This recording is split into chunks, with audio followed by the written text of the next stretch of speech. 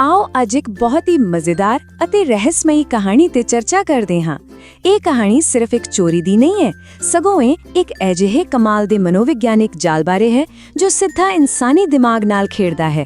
ਜ਼ਰਾ ਸੋਚੋ, ਮਹਿਲ ਵਿੱਚੋਂ ਸੋਨਾ ਚੋਰੀ ਹੋ ਜਾਂਦਾ ਹੈ, ਪਰ ਚੋਰ ਨੂੰ ਫੜਨ ਲਈ ਨਾ ਤਾਂ ਕੋਈ ਹਥਿਆਰ ਵਰਤਿਆ ਜਾਂਦਾ ਹੈ, ਨਾ ਹੀ ਕੋਈ ਸਿਪਾਹੀ, ਬਸ ਕੁੱਪ ਹਨੇਰਾ ਅਤੇ ਇੱਕ ਸਾਧਾਰਨ ਜਿਹਾ ਖੋਤਾ।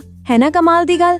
ਆਪਾਂ ਦੇਖਾਂਗੇ ਕਿ ਕਿਵੇਂ ਇਹ ਤਕਨੀਕ ਸਿੱਧਾ ਚੋਰ ਦੇ ਡਰ ਤੇ ਵਾਰ ਕਰਦੀ ਹੈ।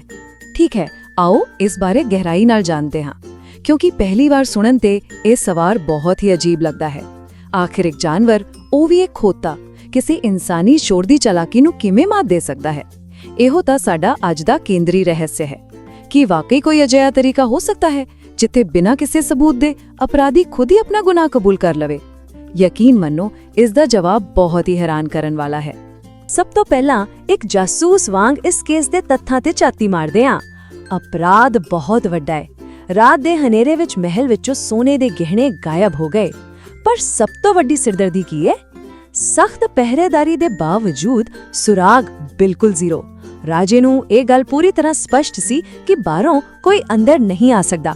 ਮਤਲਬ ਸਾਫ਼ ਸੀ, ਚੋਰ ਮਹਿਲ ਦੇ ਅੰਦਰ ਲਾਹੇ ਕੋਈ ਬੀਤੀ ਹੈ। ਹੁਣ ਸ਼ੱਕ ਦੇ ਘੇਰੇ ਵਿੱਚ ਨੇ ਮਹਿਲ ਦੇ ਖਾਸ ਮੰਤਰੀ ਅਤੇ ਨੌਕਰ, ਪਰ ਬਿਨਾਂ ਕਿਸੇ ਸਬੂਤ ਦੇ ਅਸਲੀ ਚੋਰ ਨੂੰ ਕਿਵੇਂ ਲੱਭਿਆ ਜਾਵੇ? ਇੱਥੋਂ ਸ਼ੁਰੂ ਹੁੰਦਾ ਹੈ ਸਾਡਾ ਦੂਜਾ ਭਾਗ, ਜਾਦੂਈ ਖੋਤੇ ਵਾਲੀ ਮੰਤਰੀ ਦੀ ਚਾਲਾਕੀ। ਜਦੋਂ ਕੋਈ ਹੋਰ ਰਸਤਾ ਨਾ ਬਚਿਆ ਤਾਂ ਰਾਜੇ ਨੇ ਆਪਣੇ ਸਭ ਤੋਂ ਸਿਆਣੇ ਮੰਤਰੀ ਨੂੰ ਸੱਦਿਆ।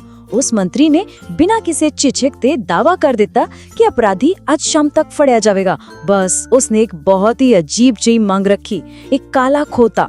ਸ਼ਾਮ ਪੈਣ ਤੋਂ ਪਹਿਲਾਂ ਉਸਨੇ ਖੋਤੇ ਨੂੰ ਮਹਿਲ ਦੇ ਇੱਕ ਅਜਿਹੇ ਕਮਰੇ ਵਿੱਚ ਬੰਦ ਦਿੱਤਾ ਜਿੱਥੇ ਇੰਨਾ ਸੰਘਣਾ ਹਨੇਰਾ ਸੀ ਕਿ ਆਪਣਾ ਹੱਥ ਵੀ ਨਾ ਦਿਖੇ, ਬਿਲਕੁਲ ਕੁੱਪ ਹਨੇਰਾ। ਅਤੇ ਫਿਰ ਉਸਨੇ ਖੇਡੀ ਆਪਣੀ ਅਸਲੀ ਚਾਲ। ਉਸਨੇ ਚੁੱਪਚਾਪ ਖੋਤੇ ਦੀ ਪੂਛ ਉੱਤੇ ਗੂੜੀ ਕਾਲੀ ਸਿਆਹੀ ਮਲ ਦਿੱਤੀ। ਕਾਲੇ ਹਨੇਰੇ ਵਿੱਚ ਕਾਲਾ ਖੋਤਾ ਅਤੇ ਉੱਪਰੋਂ ਅਧਿਕ ਸਿਆਹੀ। ਸ਼ਾਮ ਨੂੰ ਜਦੋਂ ਸਾਰੇ ਸ਼ੱਕੀ ਦਰਬਾਰ ਵਿੱਚ ਇਕੱਠੇ ਹੋਏ ਤਾਂ ਮੰਤਰੀ ਨੇ ਬਹੁਤ ਹੀ ਗੰਭੀਰ ਚਿਹਰਾ ਬਣਾ ਕੇ ਇੱਕ ਝੂਠ ਬੋਲਿਆ। ਉਸਨੇ ਐਲਾਨ ਕੀਤਾ ਕਿ ਇਹ ਕੋਈ ਆਮ ਖੱਤਾ ਨਹੀਂ, ਸਗੋਂ ਜਾਦੂਈ ਖੋਤਾ ਹੈ ਜੋ ਚੋਰ ਨੂੰ ਪਛਾਣ ਲੈਂਦਾ ਹੈ। ਉਸਨੇ ਕਿਹਾ ਕਿ ਹਰ ਕਿਸੇ ਨੂੰ ਇਕੱਲੇ ਉਸ ਹਨੇਰੇ ਕਮਰੇ ਵਿੱਚ ਜਾਣਾ ਪਵੇਗਾ ਅਤੇ ਖੋਤੇ ਦੀ ਪੂਛ ਨੂੰ ਖਿੱਚਣਾ ਪਵੇਗਾ। ਜਿਵੇਂ ਹੀ ਚੋਰ ਪੂਛ ਨੂੰ ਹੱਥ ਲਾਵੇਗਾ, ਖੋਤਾ ਜ਼ੋਰ ਦੀ ਚੀਕੇਗਾ। ਇਹ ਸੁਣਦਿਆਂ ਹੀ ਸਮਝੋ ਸਭ ਤੋਂ ਵੱਡਾ ਮਨੋਵਿਗਿਆਨਿਕ ਹਮਲਾ ਹੋ ਗਿਆ। ਅਚਾਨਕ ਦੋਸ਼ੀ ਦੇ ਸਾਹਮਣੇ ਇੱਕ ਅਲੌਕਿਕ ਜਾਦੂਈ ਖਤਰਾ ਖੜਾ ਹੋ ਗਿਆ ਸੀ। ਅਤੇ ਹੁਣ ਸ਼ੁਰੂ ਹੁੰਦਾ ਹੈ ਅਸਲ ਇਮਤਿਹਾਨ, ਹਨੇਰੇ ਕਮਰੇ ਦਾ ਇਮਤਿਹਾਨ। ਹੁਣ ਇੱਥੇ ਸਾਹਮਣੇ ਜੋ ਸਭ ਤੋਂ ਦਿਲਚਸਪ ਗੱਲ ਦੇਖਣ ਵਾਲੀ ਹੈ ਉਹ ਇਹ ਹੈ ਕਿ ਉਸ ਹਨੇਰੇ ਕਮਰੇ ਦੇ ਅੰਦਰ ਅਸਲ ਵਿੱਚ ਕੀ ਹੋ ਰਿਹਾ ਸੀ। ਬਾਹਰ ਸਾਰਾ ਮਹਿਲ ਸਾਹ ਰੋਕ ਕੇ ਖੜਾ ਸੀ ਕਿ ਕਦੋਂ ਖੋਤਾ ਚੀਕਦਾ ਹੈ। ਕਮਰੇ ਦੇ ਅੰਦਰ ਮਾਨਸਿਕ ਸਥਿਤੀ ਦੋ ਹਿੱਸਿਆਂ ਵਿੱਚ ਵੰਡੀ ਗਈ। ਇੱਕ ਪਾਸੇ ਉਹ ਲੋਕ ਸਨ ਜੋ ਬਿਲਕੁਲ ਬੇਕਸੂਰ ਸਨ।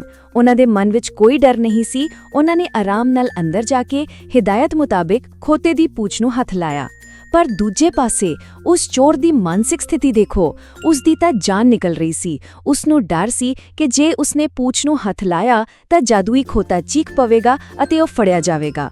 ਇਸ ਲਈ ਆਪਣੇ ਬਚਾਅ ਲਈ ਉਸਨੇ ਪੂਛ ਨੂੰ ਛੂਹਣ ਤੋਂ ਹੀ ਕਿਨਾਰਾ ਕਰ ਲਿਆ। ਪਰ ਫਿਰ ਆਇਆ ਕਹਾਣੀ 'ਚ ਸਭ ਤੋਂ ਵੱਡਾ ਮੋੜ। ਜਦੋਂ ਆਖਰੀ ਸ਼ੱਕੀ ਵੀ ਕਮਰੇ ਵਿੱਚੋਂ ਬਾਹਰ ਆ ਗਿਆ ਤਾਂ ਪੂਰੇ ਦਰਬਾਰ ਵਿੱਚ ਸੰਨਾਟਾ ਛਾ ਗਿਆ। ਖੋਤਾ ਇੱਕ ਵਾਰ ਵੀ ਨਹੀਂ ਬੋਲਿਆ, ਕਿਸੇ ਨੂੰ ਕੋਈ ਆਵਾਜ਼ ਨਹੀਂ ਆਈ। ਰਾਜਾ ਤਾਂ ਪੂਰੀ ਤਰ੍ਹਾਂ ਚੱਕਰਾ ਗਿਆ। ਉਸ ਨੂੰ ਲੱਗਾ ਕਿ ਲਓ ਜੀ, ਮੰਤਰੀ ਦੀ ਇਹ ਚਾਲ ਤਾਂ ਪੂਰੀ ਤਰ੍ਹਾਂ ਫਲॉप ਹੋ ਗਈ। ਰਹੱਸ ਹੋਰ ਵੀ ਗਹਿਰਾ ਹੋ ਗਿਆ।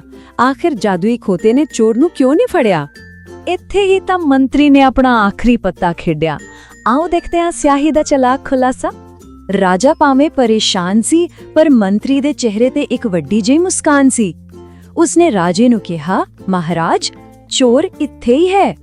ਫਿਰ ਉਸਨੇ ਸਾਰੀ ਭੀੜ ਨੂੰ ਇੱਕ ਬਹੁਤ ਹੀ ਸਿੱਧਾ ਜਿਹਾ ਹੁਕਮ ਦਿੱਤਾ, ਆਪਣੇ ਦੋਵੇਂ ਹੱਥ ਅੱਗੇ ਕਰੋ। ਜਿਵੇਂ ਹੀ ਸਭ ਨੇ ਹੱਥ ਅੱਗੇ ਕੀਤੇ, ਲਗਭਗ ਹਰੇਕ ਵਿਅਕਤੀ ਦੇ ਹੱਥ ਕਾਲੀ ਸਿਆਹੀ ਨਾਲ ਲਿਬੜੇ ਹੋਏ ਸਨ। ਕਿਉਂਕਿ ਉਹ ਸਾਰੇ ਸੱਚੇ ਸਨ ਨਾ, ਉਹਨਾਂ ਨੇ ਬਿਨਾਂ ਕਿਸੇ ਡਰ ਦੇ ਇਮਾਨਦਾਰੀ ਨਾਲ ਹਨੇਰੇ ਵਿੱਚ ਖੋਤੇ ਦੀ ਪੂਛ ਨੂੰ ਫੜਿਆ ਸੀ। ਅਤੇ ਉਹ ਅਧਿਕ ਸਿਆਹੀ, ਉਹ ਅਸਲ ਵਿੱਚ ਉਹਨਾਂ ਦੀ ਬੇਗੁਨਾਹੀ ਦਾ ਸਭ ਤੋਂ ਵੱਡਾ ਸਬੂਤ ਬਣ ਗਈ ਸੀ। ਪਰ ਜ਼ਰਾ ਠਹਿਰੋ, ਉਸ ਭੀੜ ਵਿੱਚ ਇੱਕ ਵਿਅਕਤੀ ਅਜਿਹਾ ਸੀ ਜਿਸ ਦੇ ਹੱਥ ਬਿਲਕੁਲ ਸਾਫ਼ ਸਨ। ਰੰਗਾਂ ਦਾ ਇਹ ਫਰਕ ਇੰਨਾ ਸਪਸ਼ਟ ਸੀ ਕਿ ਕੋਈ ਇਸ ਨੂੰ ਅਣਦੇਖਾ ਨਹੀਂ ਕਰ ਸਕਦਾ ਸੀ। ਸਿਆਹੀ ਵਾਲੇ ਕਾਲੇ ਹੱਥਾਂ ਦੀ ਭੀੜ ਵਿੱਚ ਉਹ ਸਾਫ਼ ਹੱਥ ਅਲੱਗ ਹੀ ਚਮਕ ਰਹੇ ਸਨ। ਉਹ ਇੱਕ ਨੌਕਰ ਸੀ ਅਤੇ ਯਕੀਨ ਮੰਨੋ ਉਸ ਦੇ ਸਾਫ਼ ਹੱਥ ਹੀ ਉਸ ਦੇ ਸਭ ਤੋਂ ਵੱਡੇ ਗੁਨਾਹਗਾਰ ਹੋਣ ਦਾ ਪੱਕਾ ਸਬੂਤ ਸਨ। ਉਸ ਦੇ ਸਾਫ਼ ਹੱਥ ਚੀਖ-ਚੀਖ ਕੇ ਗਵਾਹੀ ਦੇ ਰਹੇ ਸਨ ਕਿ ਉਸਨੇ ਡਰ ਦੇ ਮਾਰੇ ਪੂਛ ਨੂੰ ਛੋਇਆ ਤੱਕ ਨਹੀਂ ਸੀ। ਅਤੇ ਇੱਥੋਂ ਆਪਾਂ ਨੂੰ ਸਮਝ ਆਉਂਦਾ ਹੈ ਦੋਸ਼ੀ ਜ਼ਮੀਰ ਦਾ ਅਸਲ ਮਨੋਵਿਗਿਆਨ। ਅਤੇ ਇਹ ਬਹੁਤ ਹੀ ਸ਼ਾਨਦਾਰ ਤਰੀਕੇ ਨਾਲ ਦਰਸਾਉਂਦਾ ਹੈ ਕਿ ਕਿਵੇਂ ਮੰਤਰੀ ਦੇ ਦਿਮਾਗ ਨੇ ਤਰਕ ਦੀ ਵਰਤੋਂ ਕਰਕੇ ਡਰ ਨੂੰ ਹਰਾਇਆ। ਜਿਵੇਂ ਹੀ ਮੰਤਰੀ ਨੇ ਉਸ ਸਾਫ਼ ਹੱਥਾਂ ਵਾਲੇ ਨੌਕਰ ਵੱਲ ਇਸ਼ਾਰਾ ਕੀਤਾ, ਉਸ ਦੀ ਸਾਰੀ ਹਿੰਮਤ ਟੁੱਟ ਗਈ। ਉਹ ਡਰ ਨਾਲ ਕੰਬਣ ਲੱਗਾ ਅਤੇ ਤੁਰੰਤ ਆਪਣਾ ਗੁਨਾਹ ਕਬੂਲ ਕਰਕੇ ਸੋਨਾ ਵਾਪਸ ਕਰ ਦਿੱਤਾ। ਬੇਕਸੂਰ ਮਨ, ਜਿਸ ਨੂੰ ਕੋਈ ਡਰ ਨਹੀਂ ਸੀ, ਉਸਨੇ ਕੰਮ ਪੂਰਾ ਕੀਤਾ ਅਤੇ ਹੱਥ ਕਾਲੇ ਹੋ ਗਏ।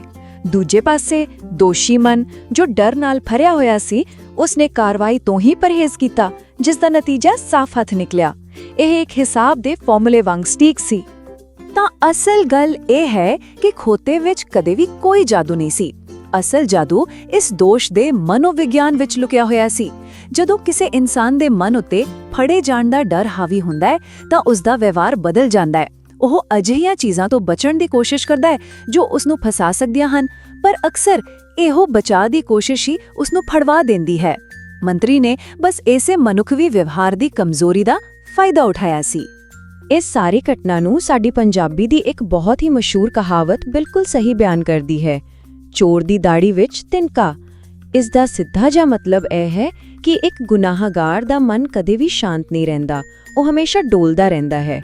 ਉਸ ਨੂੰ ਲੱਗਦਾ ਹੈ ਕਿ ਸਾਰੇ ਉਸ ਨੂੰ ਹੀ ਦੇਖ ਰਹੇ ਹਨ। ਬਿਨਾਂ ਕਿਸੇ ਇਲਜ਼ਾਮ ਦੇ ਵੀ ਦੋਸ਼ੀ ਦੀ ਆਪਣੀ ਜ਼ਮੀਰ ਹੀ ਉਸ ਦੀ ਸਭ ਤੋਂ ਵੱਡੀ ਦੁਸ਼ਮਣ ਬਣ ਜਾਂਦੀ ਹੈ। ਅੱਜ ਦੀ ਇਸ ਚਰਚਾ ਨੂੰ ਖਤਮ ਕਰਦੇ ਹੋਏ ਆਪਾਂ ਇਸ ਸਵਾਲ ਤੇ ਵਿਚਾਰ ਕਰ ਸਕਦੇ ਹਾਂ, ਜ਼ਿੰਦਗੀ ਵਿੱਚ ਕਈ ਵਾਰ ਲੋਕ ਆਪਣੀਆਂ ਗਲਤੀਆਂ ਨੂੰ ਛੁਪਾਉਣ ਦੀ ਕੋਸ਼ਿਸ਼ ਕਰਦੇ ਹਨ, ਪਰ ਹੁਣ ਆਪਾਂ ਨੂੰ ਇਹ ਸਮਝ ਆ ਗਿਆ ਹੈ ਕਿ ਅਪਰਾਧ ਭਾਵੇਂ ਜਿੰਨਾ ਮਰਜ਼ੀ ਲੁਕਾਇਆ ਜਾਵੇ, ਡਰ ਹਮੇਸ਼ਾ ਕੋਈ ਨਾ ਕੋਈ ਸੁਰਾਗ ਜ਼ਰੂਰ ਛੱਡ ਜਾਂਦਾ ਹੈ। ਸੋਚ ਕੇ ਦੇਖੋ, ਅਗਲੀ ਵਾਰ ਜਦੋਂ ਸਾਡੇ ਆਸ-ਪਾਸ ਕੋਈ ਆਪਣੀ ਗਲਤੀ ਛੁਪਾਉਣ ਦੀ ਕੋਸ਼ਿਸ਼ ਕਰੇਗਾ ਤਾਂ ਉਸ ਦਾ ਡਰ ਕਿਹੜਾ ਛੋਟਾ ਜਿਹਾ ਸੁਰਾਗ ਦੇਵੇਗਾ। ਇਸ ਮਨੋਵਿਗਿਆਨਿਕ ਸੱਚਾਈ ਨੂੰ ਹਮੇਸ਼ਾ ਯਾਦ ਰੱਖਿਓ, ਕਿਉਂਕਿ ਇਨਸਾਨ ਝੂਠ ਬੋਲ ਸਕਦਾ ਹੈ ਪਰ ਉਸ ਦਾ ਡਰ ਕਦੇ ਝੂਠ ਨਹੀਂ ਬੋਲਦਾ।